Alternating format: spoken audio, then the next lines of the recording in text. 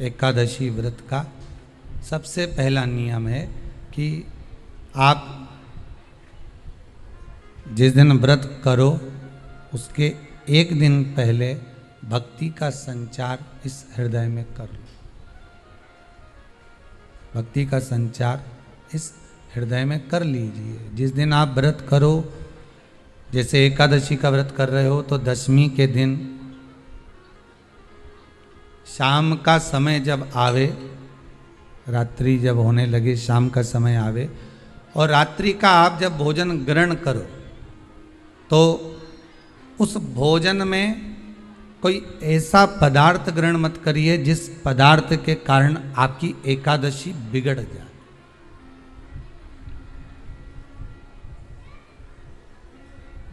कोई बेकार भोजन हमें ग्रहण नहीं करना, श्रेष्ठ भोजन ग्रहण करिए दशमी के दिन। और एकादशी का दूसरा नियम बहुत ध्यान से सुनिएगा। जिस दिन आपकी एकादशी का व्रत हो उस दिन प्रयास करिएगा कि अपने हाथ से किसी भी वृक्ष की कोई पत्ती टूटे ना। अपने हाथ से किसी भी वृक्ष की, पौधे की, किसी भी वृक्ष की पत्ती अपने हाथ से ना टूटे। बहुत ध्यान दीजिएगा महाराज। एकादशी का ये दूसरा नियम है कि अपने हाथ से किसी पौधे की, किसी वृक्ष की, किसी डाली की कोई पत्ती टूटे ना, कोई पत्ती ना टूटे, इसका प्रयास करिए।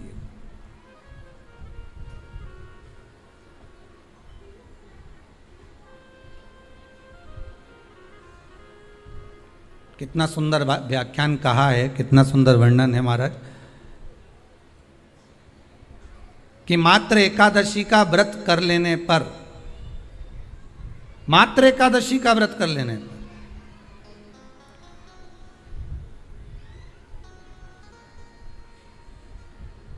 जो पूर्व में किया गया हमारा पाप कर्म है, हमने किसी जीव की हत्या करी है, हमने किसी को कष्ट प्रदान करा है, हमने किसी को अपशब्द कहा है, हमने किसी को ताने दिए, हमने किसी को आड़ा टेढ़ा कहा है, हमने किसी को गालियां दे दी है, मात्र एकादशी का व्रत ही कर लेने पर ये सारे जो दोष हैं वो समाप्त हो जाते हैं।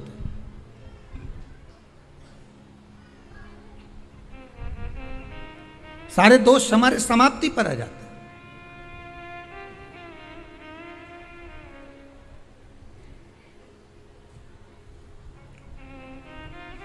अब एक विचार करिएगा थोड़ा सा अपने मन में, अपने चित्त में, अपनी वृत्ति में एक बात उतारिएगा।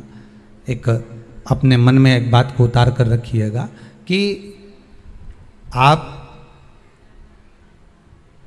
अपने पाप को, अपने पाप कर्म को जिस दिन छिन्न करने वाले हो, समाप्त करने वाले हो, अपने पाप को आप जिस दिन समाप्ति पर लेकर जा रहे हो तो उसके एक दिन पहले आपको प्रसन्नता होना चाहिए कि नहीं होना चाहिए कि कल मेरा पाप कटने वाला है, कल मेरा पाप समाप्त होने वाला है। जो मैंने पाप कर्म करा है वो समाप्त होगा, जो मैंने पाप कर्म करा है वो कल समाप्त हो जाएगा। तो एक दिन पहले आपके चेहरे पर प्रसन्नता हो कि ना हो?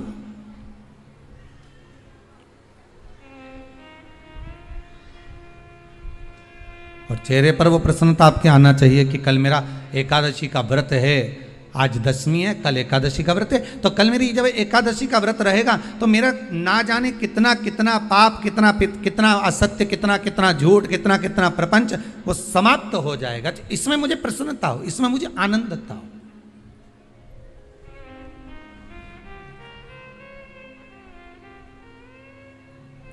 तो क्या कहा गया कि प्रयास करिएगा कि एकादशी के दिन कोई वृक्ष की, कोई डाली की, कोई कोपल की कोई पत्ती ना तोड़ी जाए।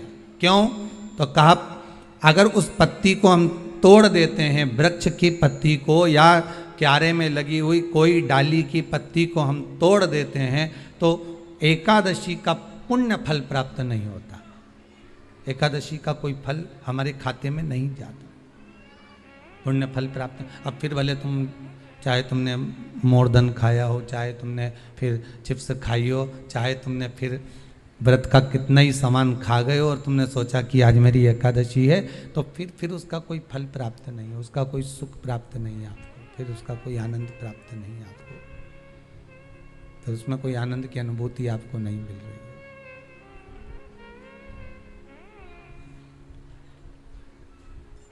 फिर उसमें कोई फल की प्राप्ति आपको नहीं हो रही। आस्था चैनल के माध्यम से जितने भी एकादशी करने वाले हैं और चतुर्थी का व्रत करने वाले हैं, बहुत ध्यान से आज की कथा सुनना कि एकादशी का आपसे आपके बच्चे पूछेंगे, मम्मी हम भगवान विष्णु का दर्शन करते हैं, हम राम जी का दर्शन करते हैं, हम कृष्ण भगवान का दर्शन करते हैं, हम भवानी माता का दर्शन करते हैं, हम शंकर जी का दर्शन करते हैं, हम सारे देवी देवताओं का दर्शन करते हैं, पर ये एकादशी माता तो कभी नजर ही नहीं आती। पूछेंगे कि नहीं पूछेंगे कि तुम जिस एकादशी का व्रत करते हो, इनका जन्म कहां से हुआ, कहां जन्मी थी? एकादशी की जन्मस्थली कहां है? भाई भगवान कृष्ण की जन्मस्थली तो मथुरा है, श्री राम जी महाराज की जन्मस्थली बोल दो जम के अयोध्या है।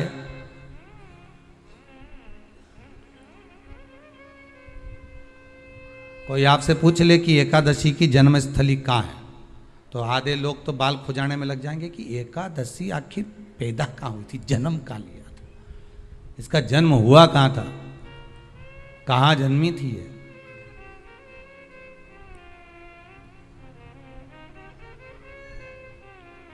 इसका जन्म स्थल है कहाँ? और अगर मान लो जन्म स्थल एकादशी का है,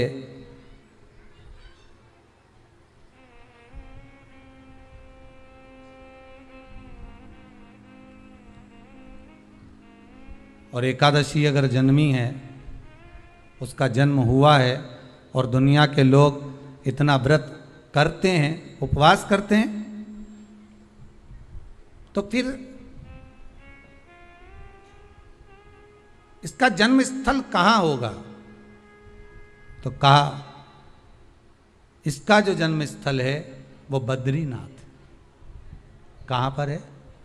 बद्रीनाथ। और उस बद्री विशाल में भी एक गुफा जिसका नाम है हेमवती। क्या नाम है? हेमवती। उस गुफा में एकादशी का जन्म स्थल है।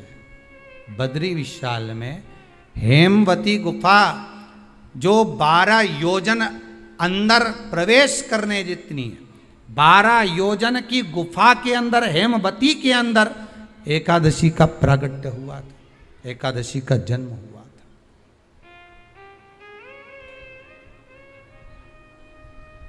अब तो बता सकते हो ना कि कोई पूछे कि राम जी का जन्म अयोध्या में हुआ, भगवान कृष्ण का जन्म मथुरा में हुआ, और कोई पूछ ले आपका जन्म कहाँ हुआ था, अपन कह सकते ना सीहोर में हुआ हमारा। और आपसे कोई पूछे कहाँ हुए, तो कहीं इंदौर में हुए, कि देवास में हुए, कि भोपाल में हुए, कि मुंबई में हुए, कि पूना में हुए, आपका तो बता दोगे। पर बच्चे आपसे पूछ ले मम्मी तू इतनी एकादशी का व्रत करती है, एकादशी का तू व्रत करती है और सबको करा देती है कि वल्लभ कुल की एकादशी करो, भले बकरी जैसे चरो पर एकादशी करो, और सबको एकादशी कराया, तो कोई पूछ ले कि एकादशी का जन्म कहाँ हुआ था, तो आप कह सकते हो कि बद्री विशाल में, हेमावती में, बद्री विशाल के हेमवती गुफा के अंदर जो 12 योजन की गुफा है, उस गुफा में एकादशी का जन्म हुआ है। कब हुआ?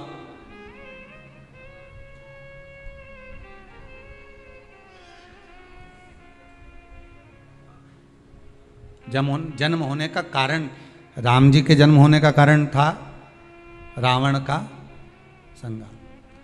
भगवान कृष्ण के जन्म होने का कारण था कंस का संहार।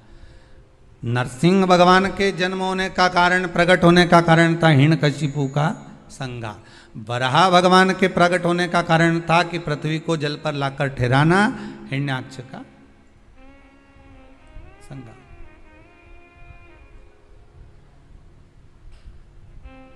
तो फिर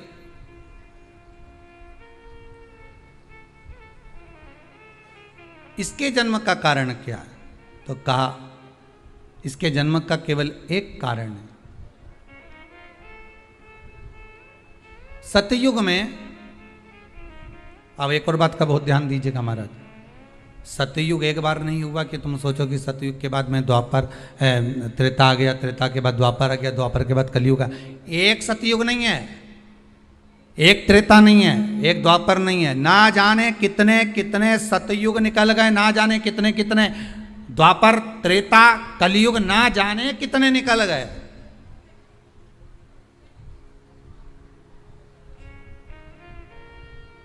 और आप और हम जैसे भी इस पृथ्वी पर ना जाने कितने, अरे जम के तो बोलो, निकल गए।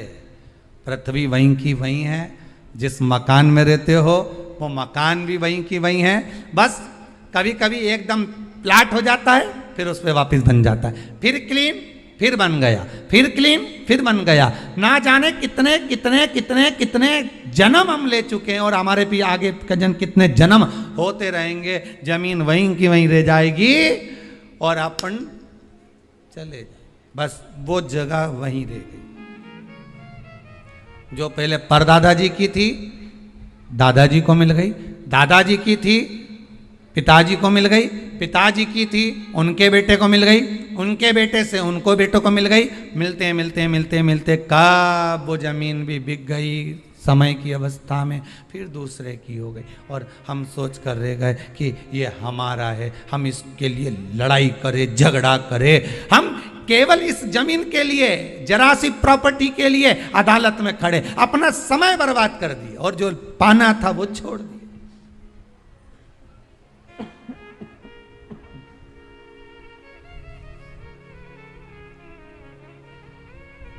जो पाना था वो छोड़ दिया हमने।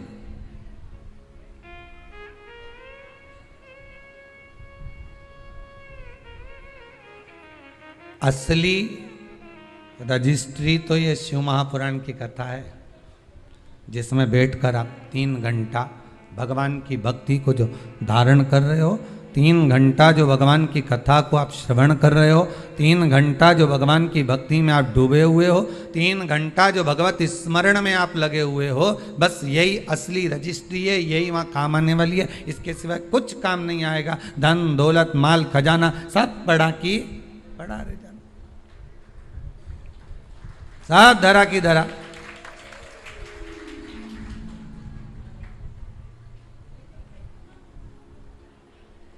रह गया।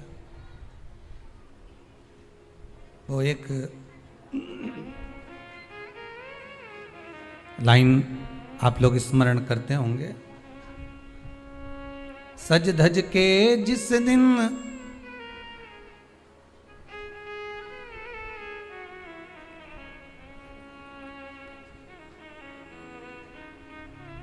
सज धज के जिस दिन मौत की शहजादी आएगी, न सोना काम आएगा न चांदी आएगा। अलमारी में धरा की धरा रह जाएगा, लॉकर में पड़ा की पड़ा रह जाएगा। लॉकर में पड़ा की पड़ा है, अलमारी में धरा की धरा है। कपड़े भी सारे घड़ी बने की बने रखे, कपड़े भी धरे की धरे रह गए और सब पड़ा रह गया। कि छोटा सा तू कितने बड़े अरमान हैं तेरे, मट्टी का तू सोने जैसे मान है तेरे।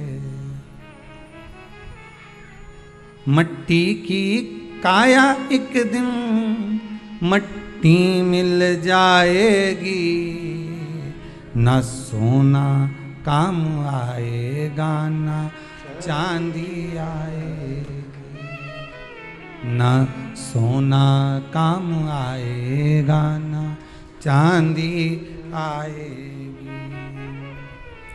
सज धज के जिस दिन मौत की शहजादी आएगी, ना सोना काम आएगा ना चांदी आएगी, ना सोना काम आएगा ना चांदी आएगी। सब पड़ा रह जाएगा, धरा की धरा रह जाएगा, सब पड़ा की पड़ा रह गया, जीव चला गया।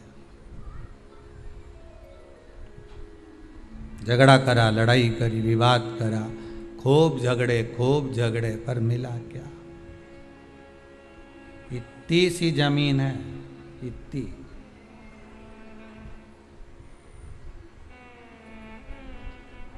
मिल भी गई, हो गया, मान लो तुमको मिल गई लड़ाई झगड़ा में। यहाँ तो शिव महापुराण की कथा कहती है कि माता पिता के आशीर्वाद से बड़ी दुनिया में कोई प्रॉपर्टी नहीं है। माता पिता के आशीर्वाद से बड़ी दुनिया में कोई दौलत नहीं है। कि जिस घर में माँ बाप की इज्जत नहीं होती, उस घर में देखना कभी बरकत नहीं होती। सही प्रॉपर्टी, सही जमीन, सही जायदाद, सही धन, सही दौलत, सही संपदा तो माता पिता का आशीर्वाद है।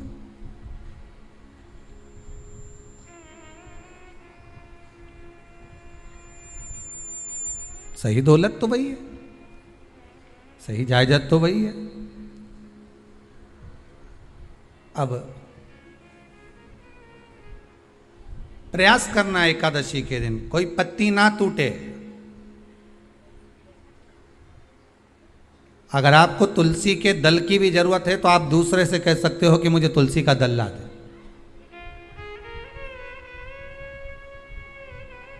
पर मेरे हाथ से मैं किसी को कष्ट ना दूं। कितने तपबल से एकादशी की उत्पत्ति हुई है, कितने तपबल से। महाराज सतयुग एक नहीं आया, ना जाने कितने सतयुग आ गए। द्वापर एक नहीं आया, ना जाने कितने द्वापर। त्रेता एक नहीं, ना जाने कितने त्रेता। कलयुग ना जाने कितने हुए, और अपने जैसे भी ना जाने कितने। तो कभी कभी तुम अहंकार भी मत करना। अपने भीतर ये अभिमान नहीं आना चाहिए कि आपके बराबर कोई दान नहीं कर सकता। किसी के भीतर ये अहंकार ना आए कि हमारे बराबर कोई ये नहीं कर सकता, हमारे बराबर ये कोई बोल नहीं सकता, हमारे बराबर ये कोई होड़ नहीं कर सकता। नहीं नहीं, अहंकार को छोड़ दो।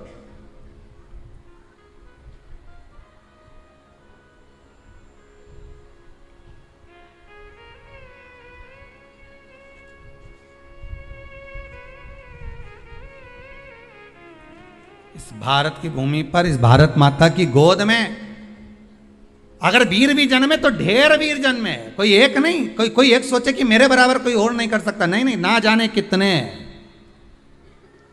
इस भारत माता की गोद में अगर दानी भी जन्मे तो ना जाने कितने। कोई ये ना सोचे कि मेरा बराबर कोई दान नहीं कर सकता।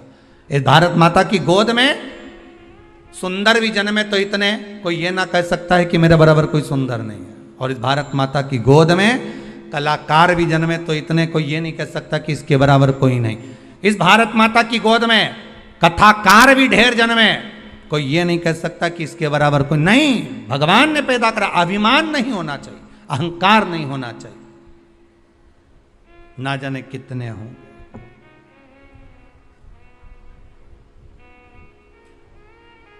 ना जाने कितने।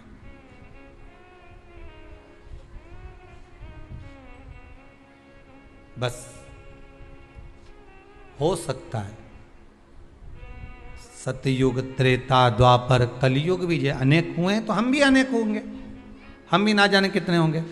सतयुग की कथा है। सतयुग में एक नाड़जंग नाम का एक असुर हुआ। देखिए, एकादशी के जन्म की कथा शायद आपने जिंदगी में कभी सुनी ना सुनी जीवन में, पर इस जीवन में मनुष्य की देह प्राप्त कर कर अगर आप शंकर की शिव महापुराण की कथा सुन रहे हो तो एक एक संवाद को अपने जीवन में उतार कर रखना।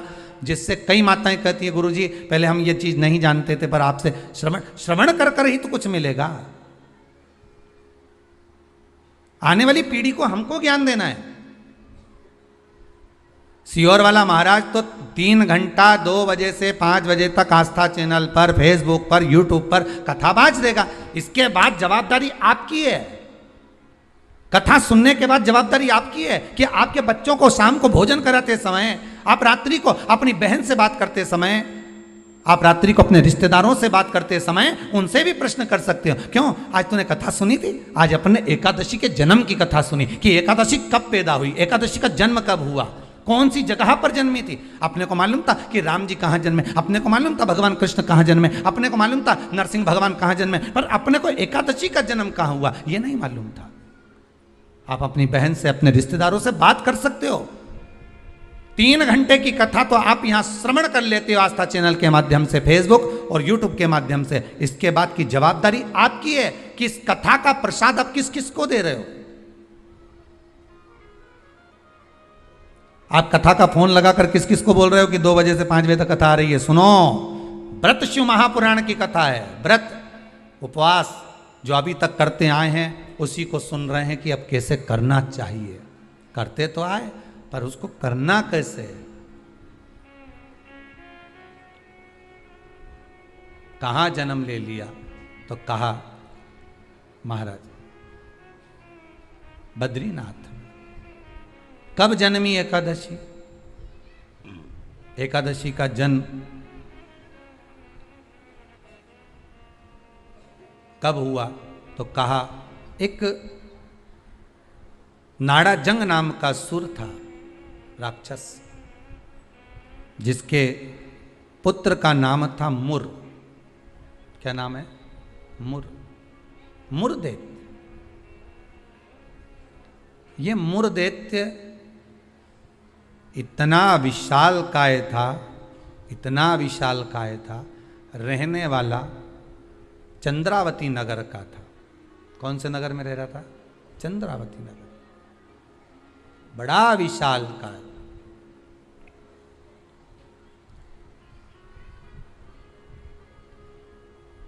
इसमें बल इतना था, इतना बल था कि एक दिन मुरदैत्य ने तप साधना कर कर, दान पुण्य कर कर, स्मरण कर कर सारा पुण्य अपने खाते में रख लिया। आपको कल कथा में कहा था, उद्यापन करना मतलब उतने व्रत का पुण्य अपने खाते में जमा कर लेना, फिर वो समाप्त नहीं हो सकता।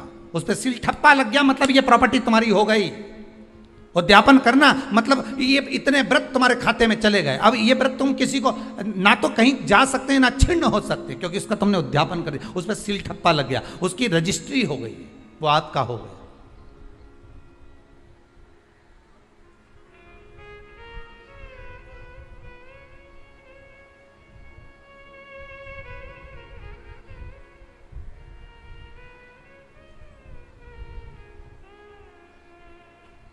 अब मुरदैत्य बड़ा उपद्री था, बड़ा उपद्री, इतना उपद्री, पर साथ में वो दान भी बहुत करता था, साथ में वो पुण्य भी बहुत करता था, सत्कर्म बहुत करता था। अब पर ये सब कुछ करने के साथ में वो पाप भी बहुत करता था।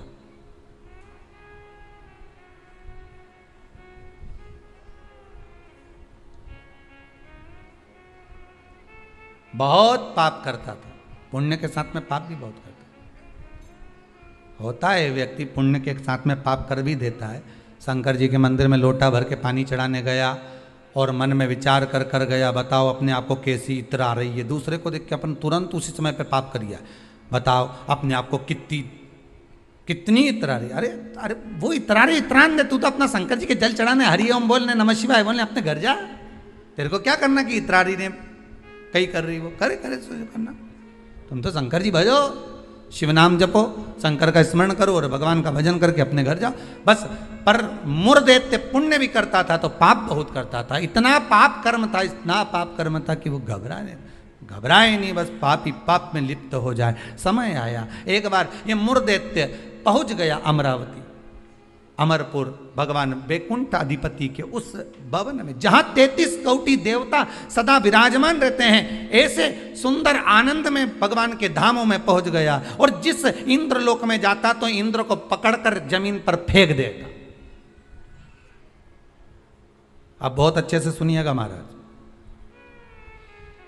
देवता ऊपर जब युद्ध करते थे और युद्ध के मैदान से नीचे गिरते थे तो मृत्यु लोक में नहीं आते थे। कहाँ नहीं आते थे? मृत्यु लोक में। पर मुर दैत्य इतना बलवान था कि देवताओं को जब पकड़कर फेंकता था तो किसी लोक में नहीं जाते थे, मृत्यु लोक में ही जाते थे। अब बल देखिए कितना प्रबल होगा। कोई लोक नहीं, ऊपर से फेंका तो डायरेक्ट नीचे।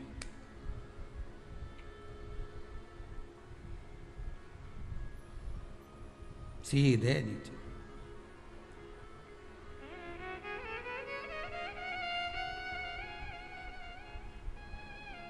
जितने लोक उतने देवता, और जितने लोक उतने देवता।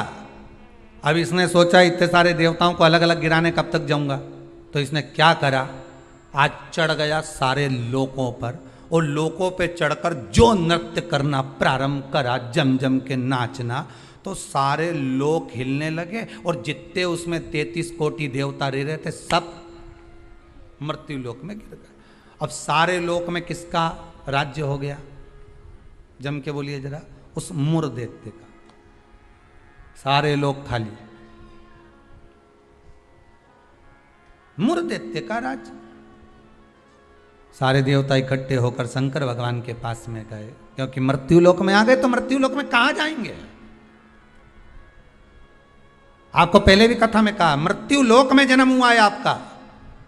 आप पृथ्वी पर जन्मे हो और मृत्यु लोक में जन्म लेने के बाद अगर आप मन में सोचो कि हम शंकर की आराधना क्यों कर रहे हैं, अरे मृत्यु लोक में जन्म लेने के बाद शंकर की आराधना ही मूल है, शिव की आराधना ही जरूरी है।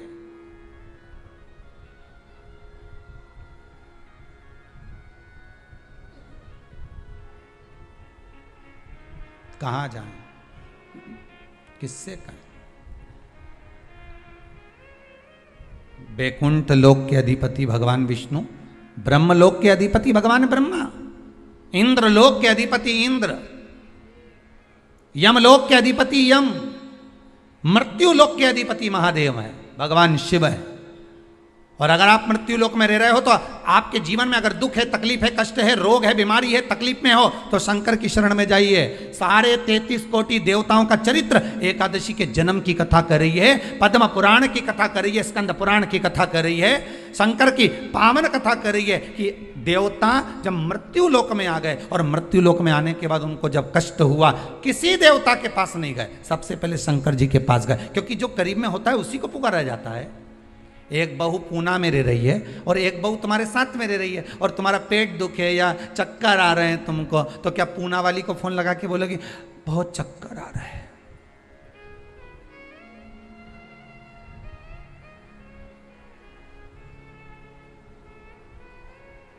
पूना वाली आएगी? अरे बोलो जम के तो बोलो। मुंबई वाली आएगी? भाई इंदौर वाली जो जहां रह रही है वो नहीं आएगी। और जो जिससे कहना था उससे तो कहा नहीं, जो पास में रह रही है जरा सी देर में आवाज लगा देती, दरवाजा बड़क देती, घंटी बजा देती, चिल्ला कर बोल देती, फोन कर देती, आवाज लगा देती और कह देती बेटा जल्दी आप, बहू दौड़ कर आ, दौड़ कर आ, दौड़ कर आ।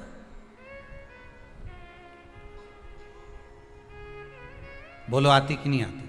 कितना भी झगड़ा हो, कितनी भी लड़ाई हो गई हो, तो भी किसी को तकलीफ में है तो ऐसी कोई बहू नहीं होती जो दौड़ कर ना आए। तकलीफ में होगी, भले कितना भी झगड़ा कराओ, कितनी भी लड़ाई करियो, कितना भी विवाद हो, दौड़ के आ गए और आई तुरंत। क्या हो गया मम्मी? बस मेरे को चक्कर आ रहा है। अब तुमने पूना वाली को बुलाया, इंदौर वाली के बुलाया, बड़नगर वाली के बुलाया, ने पीपरठौन वाली के बुलाया, ने नीमच वाली के बुलाया,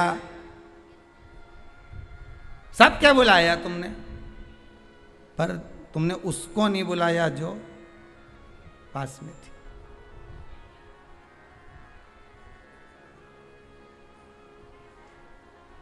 जो नजदीक में थी।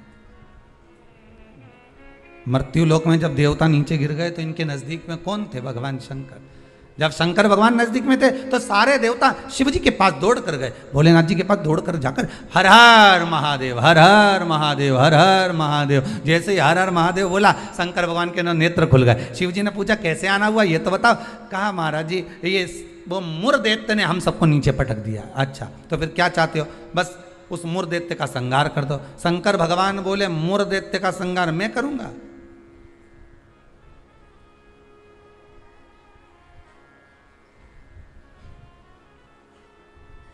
मैं नहीं कर सकता। क्यों? उसका संहार भगवान विष्णु करेंगे। उनसे जब कहो जाकर, तो भगवान विष्णु तो हमारे, हम 33 कोटि देवता नीचे नजर आ रहे, पर भगवान विष्णु कहीं नजर नहीं आ रहे। हमको तो लग गया ऊपर से पटका होगा तो वो नीचे चले गए होंगे। भगवान नहीं दिख रहे हमको, हमें नजर नहीं आ रहे, हम कहां ढूंढे उनको? ये हमारी दृष्टि है। हमारी दृष्टि से भगवान को हम देखने का प्रयास करेंगे ना, भगवान नहीं मिल सकता। भगवान को पाने के लिए भीतर की दृष्टि चाहिए, आत्मा की दृष्टि, मन की दृष्टि चाहिए। हमारी दृष्टि पे तो चश्मा लगा होता है। हाँ, ब्लैक कलर का लगा है तो ब्लैक दिखेगा, नीला लगा है तो नीला, पीला लगा है तो पीला, हरा लगा है तो हरा। उसी तरह हमारी दृष्टि पे चश्मा लगा है, कामी होगा तो कामी दिखेगा, लोभी होगा तो लोभी दिखेगा। चोर को चोर नजर आता है, साहूकार को साहूकार नजर आता है, बेईमान को बेईमान नजर आता है, ईमानदार को ईमानदार नजर आता है, धर्मात्मा को धर्मात्मा नजर आता है, पुण्यात्मा को पुण्यात्मा नजर आता है। साहूकार को साहूकार दिखेगा, ईमानदार को ईमानदार दिखेगा, ढोंगी को ढोंगी नजर आएगा, पापी को पापी नजर आएगा, कपटी को कपटी नजर आएगा। आप जैसा चश्मा लगाए होगे सामने वाला व्यक्ति वैसा नजर आएगा। आप अपनी आंखों का इलाज अच्छा करवाओ, सामने वाला व्यक्ति अपने आप ही अच्छा नजर आने लगेगा, अपने आप। हमारी सास तो हमेशा हमारा बुरा ही सोचती है। सास बुरा नहीं सोचती, चश्मा गड़बड़ हो गया। समझ गए? अरे बोलो तो, समझ गए ना? चश्मा गड़बड़ हो गया मतलब दृष्टि गड़बड़ हो गई। हमने देखा हमारी सास हमारा बुरा सोचती है, मतलब बुरे हम हैं, हम सोच रहे हैं बुरे। अगर अच्छा सोचते तो कह देते हाँ है तो सास ना, इन्होंने मेरे पति को जन्म दिया है, और मेरे पति को जन्म दिया। जब पति इतना प्रेम से मेरे से व्यवहार करे तो सास क्यों व्यवहार खराब करेगी? अरे बोलो तो, करेगी। जब पति तेरे लिए जेब में भर के गजक लाए, कुरकुरा लिया है, चिप्स लिया है, तब तूने एक बार भी नहीं किया कि बताओ मेरा क्या जो, तो कहे पति अच्छा है पर सास बुरी। नहीं नहीं, दृष्टि हमारी बुरी है, उसमें हमें सामने वाला व्यक्ति गलत नजर आ रहा। हम अच्छा देखना प्रारंभ कर देंगे ना तो हमको अच्छा मिलने लगेगा। बुरा जो देखन में चला और बुरा न मिलया कोई, कौन मिला फिर बुरा? मन।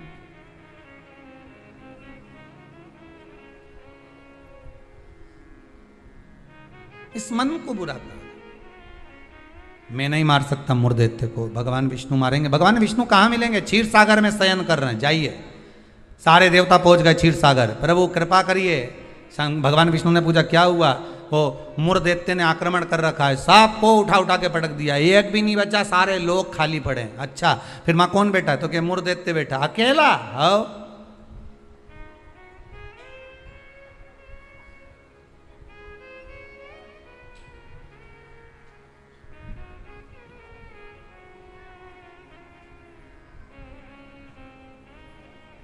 वो अकेला बैठा है। हाँ, भगवान विष्णु बोले आप चिंता मत करो, चलो चलो हमारे साथ। चंद्रावती नगर पर सारे 33 कोटि देवता आक्रमण कर दो। शंकर भगवान तो मुस्कुराने लगे। एक मुर्दैत्य के लिए 33 कोटि देवता अपना अपना लोक छोड़कर आ रहे हैं युद्ध करने के लिए। विचार करिएगा जरा। एक व्यक्ति की हस्ती मिटाने में, एक व्यक्ति की हस्ती मिटाने में ना जाने कितने लग जाते हैं नीचे गिराने में, ना जाने कितने।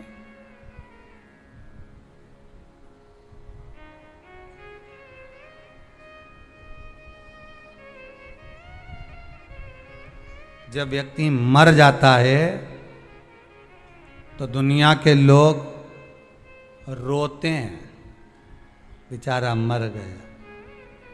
और जो मर गया उसको वापिस जिंदा कर दे भगवान तो फिर खो जाते हैं, फिर उठ गया, वापिस उठ गया। फिर ना जाने कितना मेहनत करेगा, कितना कमाएगा, ना जाने कितनी बिल्डिंग बना लेगा, ना जाने कितना धन जोड़ लेगा, खो गए। मरा तो रो गए। संसार का नियम है। एक व्यक्ति की मूर्धदेवते की मात्र हस्ती को मिटाने के लिए सारे आ गए, पर 33 कोटि देवता 15 मिनट नहीं लगे मूर्धदेवते को। 15 मिनट में मूर्धदेवते ने सारे देवताओं को हिला दिया, भाग गए। सारे 33 कोटि देवता भाग गए। तब भगवान विष्णु अकेले युद्ध के मैदान में थे, अकेले युद्ध।